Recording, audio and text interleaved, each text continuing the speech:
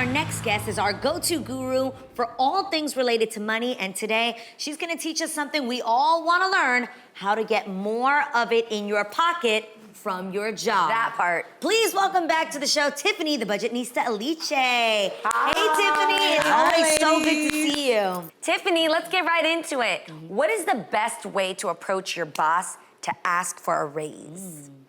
So the best way to approach your boss is to do so during like your quarterly or annual review or after like a significant accomplishment, right? You want to ask your boss if you can get on their calendar, but keep this in mind. You want to have done your research ahead of time because you really want to figure out what is my salary range. So you're just not in there like shooting wild, right?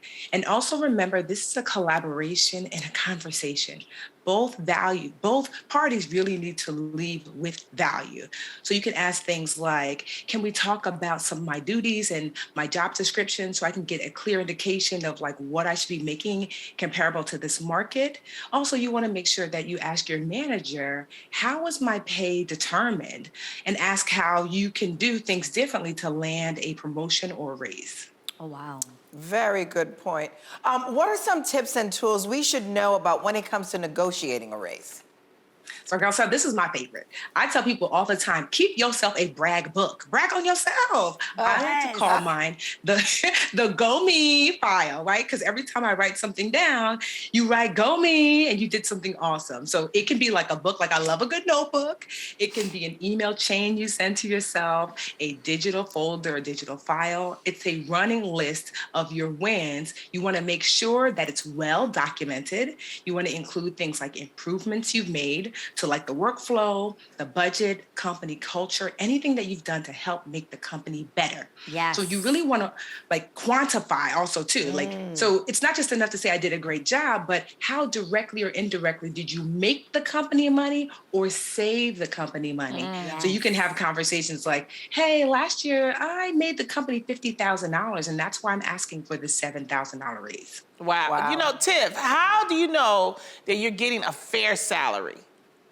So Lonnie, you have to just do your Googles. Okay, sis? So one of my favorite places to get to Googling is glassdoor.com. They have a free salary calculator that can help you determine how much your position pays in similar companies, right? But also too, get a little nosy. Ask your coworkers and network. So if you're feeling awkward, because coworkers, tend not to like to share about what they're making, instead you can ask a question like this, right? So like, what do you think somebody like me in my position should be making? So they can share their information without sharing kind of like what they're making. And make sure that like when you're at like networking events and you're having these conversations, make sure you're asking about like, well, what should somebody in my industry be making? So you can get a good sense of like a ballpark figure. So network with your coworkers, but network outside of your company as well. Got it. So once you get this information, Tiffany, should you ever compare your salary to someone else in the same position at your job, even if you know they make more than you? Should you ever compare? So sometimes, Adrian, I say comparison is a thief of joy, but not when it comes to money, honey. Yeah. Okay? That part. You want to make a full comparison, but you want to make sure you're comparing apples to apples. So time on the job, level of experience, level of education, expertise. So if they do make more and you find that you guys are equal, talk to your boss. And you want to remain calm. And you want to be respectful, and you want to remember the conversation is about you, not your coworkers. So you're not there to say, well, Mary makes, You want to make sure that, you're keeping it about you and making it relevant to your salary, right? Absolutely. So your goal is to really keep the conversation focused on like what you bring to the company, what your performance is. And if you find that your boss is not as clear, ask with their permission if you can reach out to HR to get more clarity, because HR is going to have a more clinical conversation with you about, how they've come about this pay scale, and they're going to give you a better sense of what your salary range is in positions that are equal to yours. Now, if you still find that Mary is making more than you and she really is at the same level than you, then honestly, you might want to look at getting another job because there might be some unfair practices happening. Yeah. Wow. Now, what about when your company tells you that they don't have it in the budget to give you a raise? Are there any other ways that you can try to make more money at your job?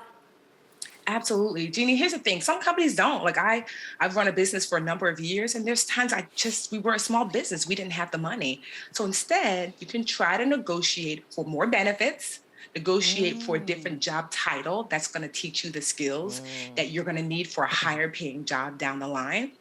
Advocate for the job that you want and the type of experience that you want. Because you want to ask yourself, what is this job setting me up to do? Now, remember, this is really important.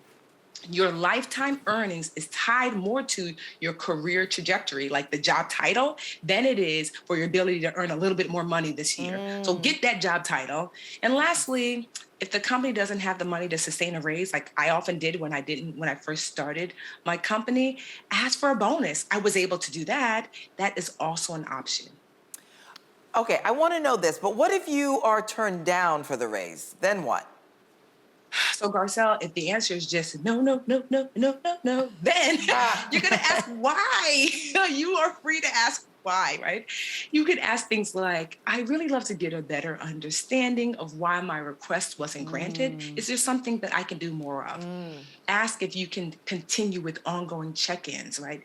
Demonstrate that you're still invested in the job and you want to meet regularly to figure out what you can do to get a raise.